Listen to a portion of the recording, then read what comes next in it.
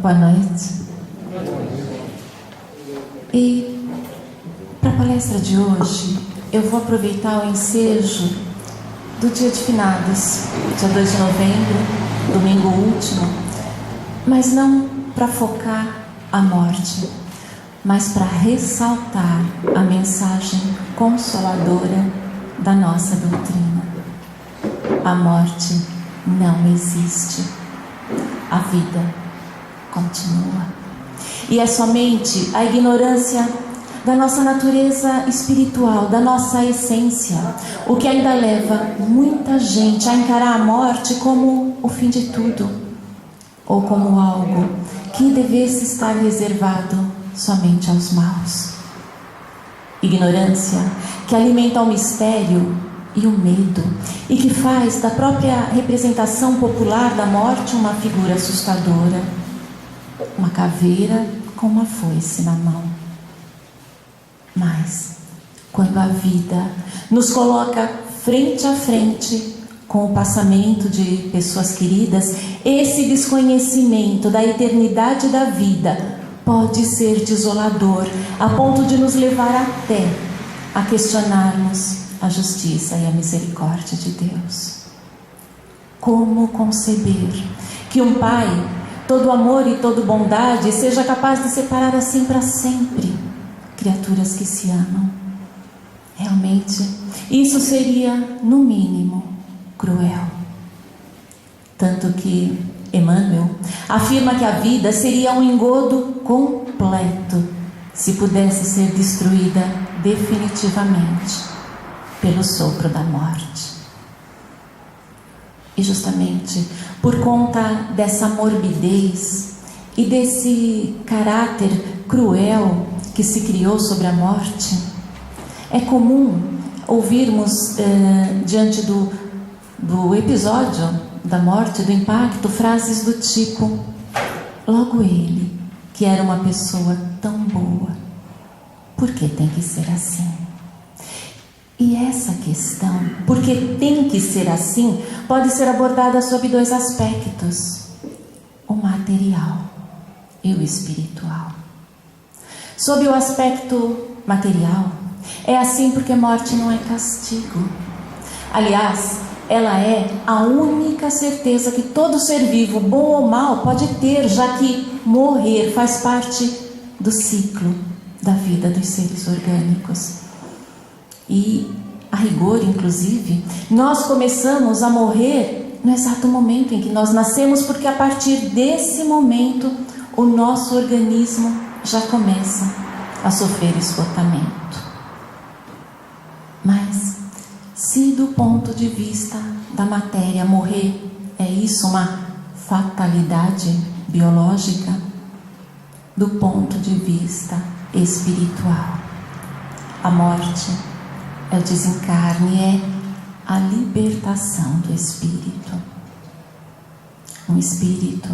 E essa é a história de todos nós, que um dia recebeu do Pai a oportunidade de usufruir e o dever de cuidar e respeitar um corpo físico totalmente compatível com as suas necessidades, por um período pré-determinado e depois de um planejamento minucioso por parte de equipes espirituais especializadas, para que de posse do livre-arbítrio nada, absolutamente nada faltasse a esse Filho de Deus, para que aqui, no mundo físico, pudesse cumprir uma única missão: aprender para evoluir. Mas, terminado o tempo que é concedido e que é sempre proporcional às experiências e provas possíveis e necessárias naquele período, naquela encarnação, o espírito precisa voltar para sua morada verdadeira, para sua morada espiritual, onde a vida prossegue e prossegue de acordo com o direcionamento que ele mesmo imprimiu através dos pensamentos, sentimentos e hábitos que cultivou.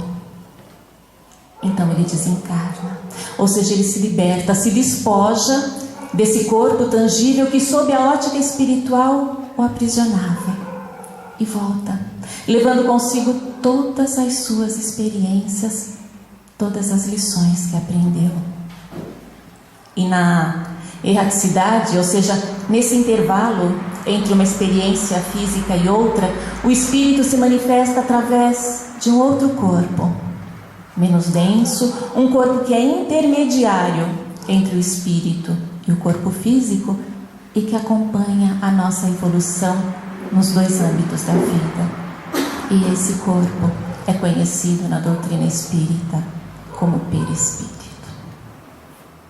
É assim, é explicando as relações entre o mundo visível e o mundo invisível que a doutrina espírita conforta a nossa alma, revelando que somos espíritos eternos, que já existíamos antes do berço e que vamos continuar a existir depois do túmulo. Que sendo assim, a morte não extinguiu a vida daqueles que nós chamamos mortos, porque eles nunca foram só aqueles corpos que eles ocuparam. Que a morte não nos faz perder alguém que amamos. Aliás, o próprio termo perder, quando aplicado às pessoas que fisicamente não estão mais entre nós, é totalmente equivocado. Porque a gente perde coisas, a gente perde caneta, guarda-chuva, dinheiro, mas pessoas queridas, afetos, a gente ama. Embora as luzes dos seus olhos físicos tenham sim se apagado, os olhos da alma ainda veem. E apesar de ter cessado completamente a atividade cerebral, nossos mortos continuam pensando e sentindo, porque quem pensa e sente é o espírito, não é o corpo físico. Tanto que Joana de Ângeles diz que mortos de verdade só estão aqueles que transitam pelo mundo totalmente anestesiados na ilusão e nos vícios, atendendo muito mais aos instintos do que aos sentimentos e não vendo nada, absolutamente nada além daquilo que os olhos físicos podem enxergar, porque nesses, pulsando o coração, não pulsa a vida.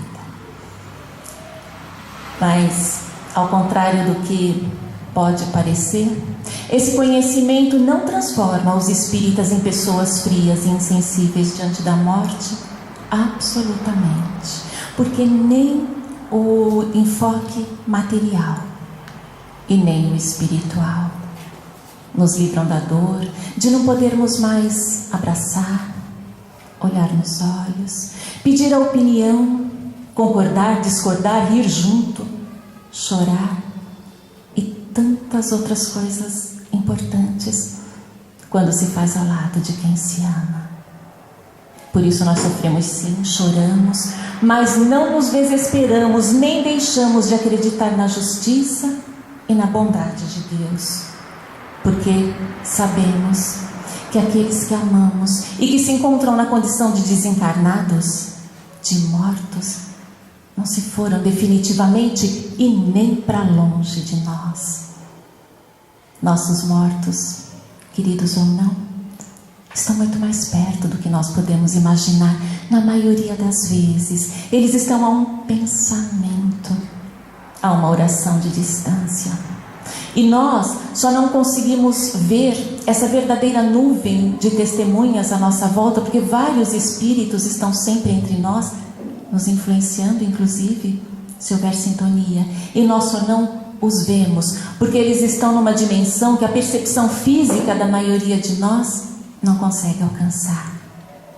E é justamente em função dessa mudança de vibração que, quando o espírito deixa o corpo físico, pelo fenômeno da morte, ele normalmente não tem uma consciência imediata da sua situação. Ele não dá conta de que desencarnou. Tudo fica meio confuso para ele. E esse estado, que é um estado comum aos recém-desencarnados, a doutrina espírita chama de estado de perturbação.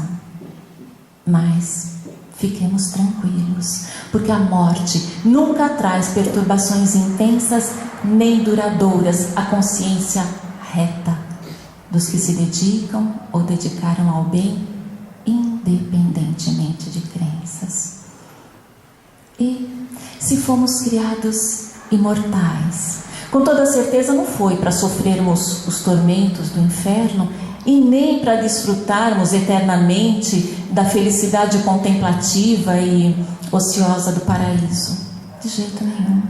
Até porque céu e inferno só existem como consequência das nossas ações, são criações nossas e por isso mesmo nem é preciso morrer para nos colocarmos em estados de consciência compatíveis com glórias celestiais ou com sofrimentos infernais.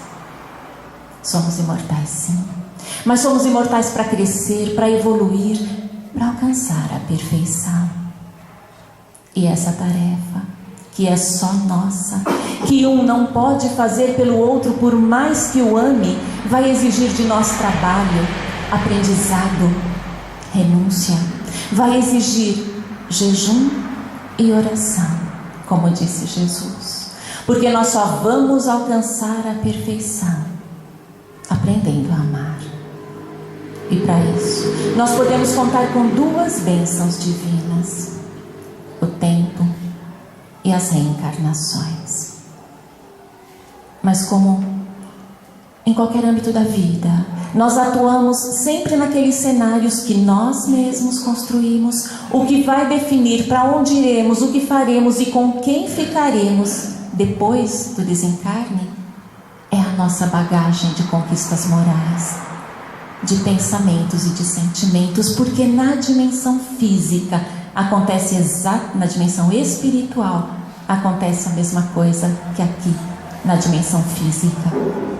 Cada um procura ou é atraído por aqueles pelos quais tem afinidade de pensamento. Depois dessa vida não existe outra não, é essa que continua. E é pela sintonia mental que desde já nós nos libertamos ou nos enclausuramos em prisões que nós mesmos construímos. Mas nem isso é irreversível, pelo contrário, através da vontade, esse atributo importantíssimo do espírito, a conduta mental desequilibrada pode ser redirecionada a qualquer tempo. E dentre as várias funções de uma casa espírita como a nossa, está não só o conforto aos amigos e familiares dos desencarnados, como também o auxílio e o esclarecimento a tantos espíritos que, fora da matéria, permanecem cativos a situações ou entidades com as quais estabeleceram sintonia durante a vida física, inclusive. Mas, volta e meia, o mundo é surpreendido com notícias de acidentes envolvendo dezenas, centenas de pessoas mortas numa mesma situação trágica. E se nós lançarmos um olhar mais abrangente sobre esses fatos, nós vamos perceber, nós vamos entender que eles fizeram parte das experiências evolutivas necessárias àquelas criaturas. Ninguém estava ali por acaso. Também ninguém morreu no lugar do outro. Isso não existe. Aceitarmos que isso possa acontecer seria o mesmo que aceitarmos a possibilidade do acaso, da bala perdida ou do descuido divino, da morte prematura que só acontece quando ela é provocada. Se nós aceitamos que Deus é infinitamente bom e justo, então nós não podemos admitir, nós não podemos conceber que algo dessa proporção possa acontecer com quem quer que seja, se isso não estiver dentro dos parâmetros estabelecidos pela justiça divina. E embora esses episódios realmente sejam sempre lamentáveis, tenhamos a mais absoluta certeza de que a misericórdia divina esteve ali, presente, o tempo todo, reduzindo ao mínimo o sofrimento para cada um dos envolvidos. E através daquilo que aos nossos olhos parece uma tragédia hedionda, muitos espíritos estão recebendo a oportunidade do reajuste perante a lei maior e principalmente perante a própria consciência, e conquistando o direito de prosseguirem cada vez mais livres na sua jornada evolutiva. Também nos impressionam sempre os casos de pessoas boníssimas, pacíficas, mas que antes do desencarne atravessaram longos períodos de sofrimento, maltratadas por doenças que as consumiam dia a dia. E nesse tipo de situação dolorosa, sem dúvida nenhuma, é preciso ter olhos de ver na doença o remédio.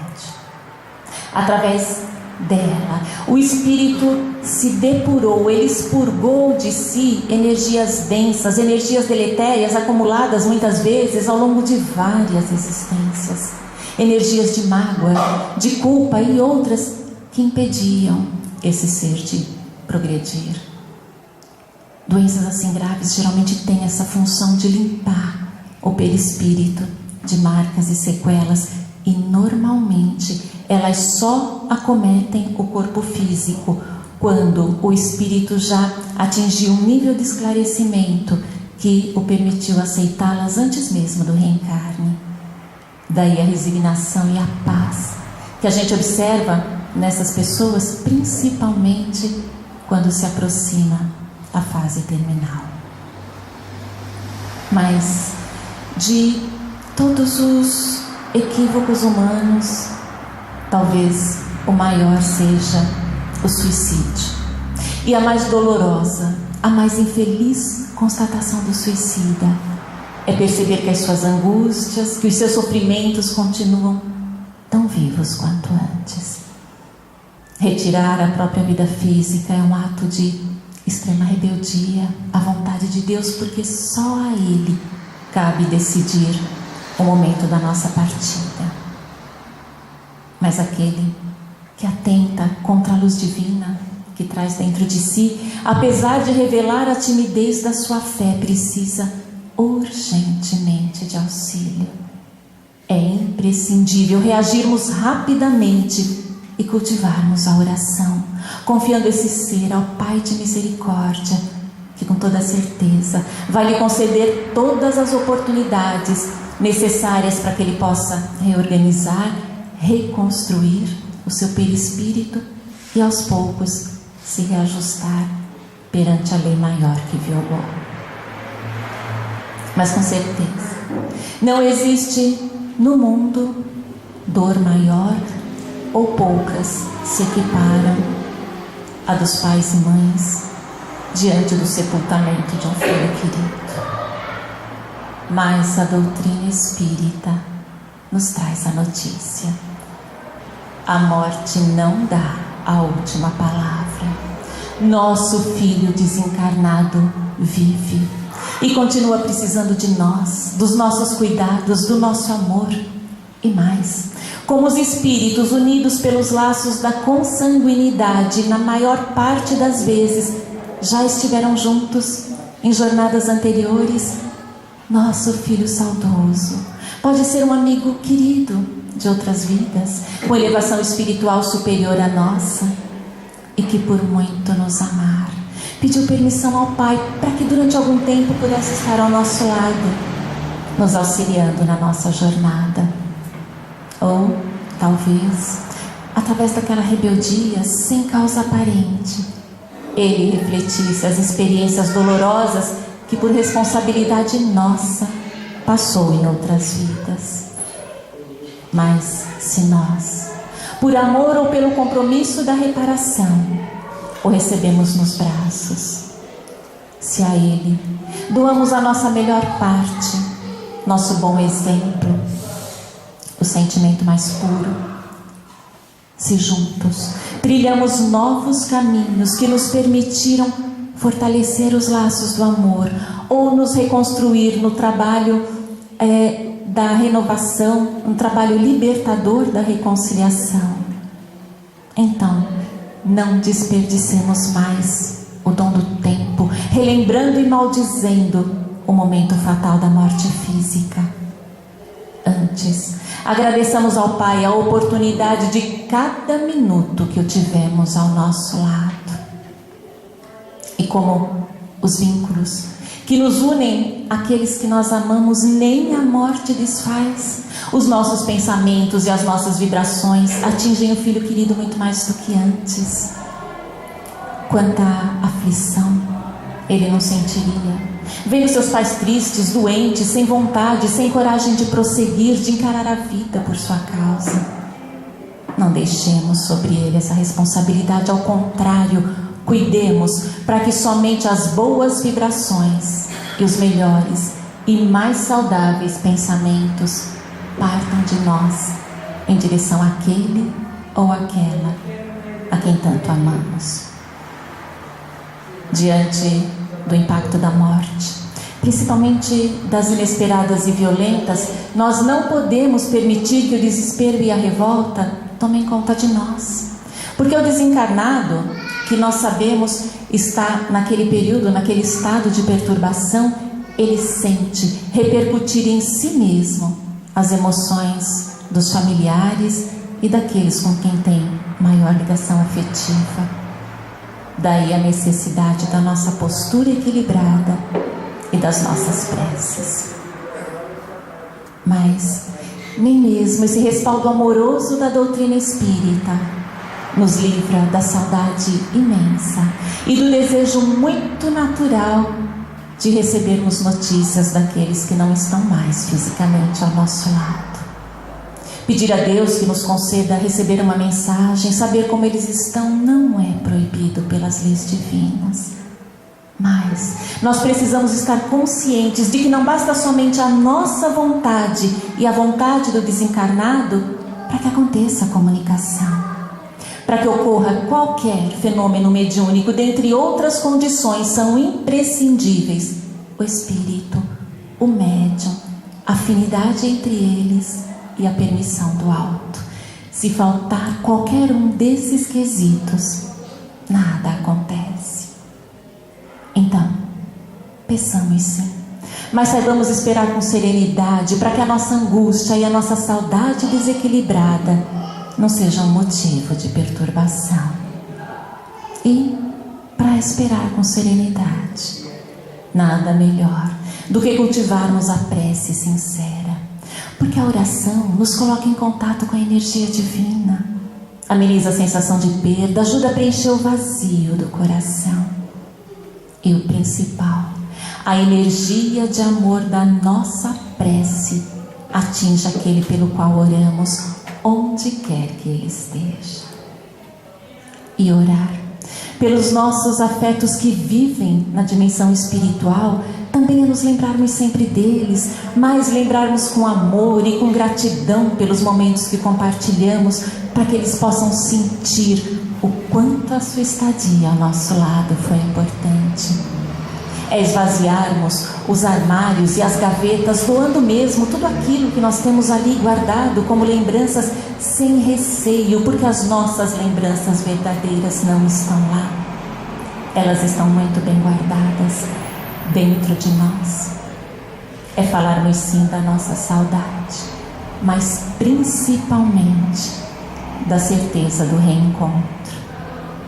E acima de tudo, é nos dirigirmos ao Pai, pedindo que os ilumine, proteja e ampare, mas sem desespero, sem cobranças. E quem sabe, num desses momentos de prece, nos seja dado sentir a presença do ente querido, envolvendo suavemente o nosso coração. Manifestemos o nosso carinho e rendamos homenagens aos nossos queridos mortos vivos. Isso é importante e é saudável. Tanto que não deve acontecer somente em datas pré-determinadas, como dia de finados, e muito menos em lugares como cemitério. O carinho mais agradável, a homenagem mais sincera que podemos render aos nossos afetos desencarnados, além das preces e dos pensamentos de amor, é a nossa própria renovação. Renovação alicerçada na confiança em Deus, nossa fonte eterna de alegria, esperança e equilíbrio. No lugar da vela, que o vento logo consome, acendamos muitas lâmpadas de caridade, muitas luzes de perdão. Em nome deles, transformemos as flores frágeis que enfeitariam um túmulo sem vida em alimentos aos famintos de pão e de esperança à nossa volta. E principalmente, pensando neles, não deixemos de amar quem está ao nosso lado agora. Mesmo sabendo que os mortos podem nos perdoar, que eles podem nos ouvir quando nós dizemos o quanto os amamos, não esperemos para demonstrar o nosso sentimento, a nossa gratidão pelas pessoas com as quais compartilhamos a vida, quando já não pudermos fazer isso, olhando nos seus olhos. Quando entendemos que, uma vez criados por Deus, para nós só existe vida. Quando entendemos isso, respaldados pela razão, passando pela sensibilidade, então nós conseguimos entender a morte física como parte integrante das leis naturais, eternas e imutáveis de Deus. E isso nos fortalece para aceitá-la com dor ainda, com revolta, não mais. E se aqui, na dimensão física, a morte ainda nos deixa mesmo essa sensação de tristeza, essa saudade, na dimensão espiritual, ela representa a alegria pelo retorno de alguém que deu o seu melhor no desempenho de uma tarefa importantíssima, pessoal e intransferível. Mas tudo o que foi dito poderia ser resumido numa única frase. Uma frase conhecida mundialmente e que está escrita na lápide, no túmulo de Allan Kardec, o codificador da doutrina espírita. Nascer, morrer, renascer ainda, evoluir sempre. Tal é a lei. E eu então concluo com Humberto de Campos, que nos convida a pedir ao Mestre de sabedoria e bondade por tantos desencarnados que, pela misericórdia divina, nesse momento, se encontram entre nós, que nos exorta a pedirmos a Jesus por cada um deles, por um raio de luz que os esclareça, por uma gota do bálsamo do amor maior que os possa aliviar. Porque hoje, envolvidos na paz da verdade que liberta, reconhecemos que somente o Mestre, que nos ilumina os caminhos da vida, pode nos clarear os caminhos da morte. Que Ele possa nos abençoar. Muito obrigada.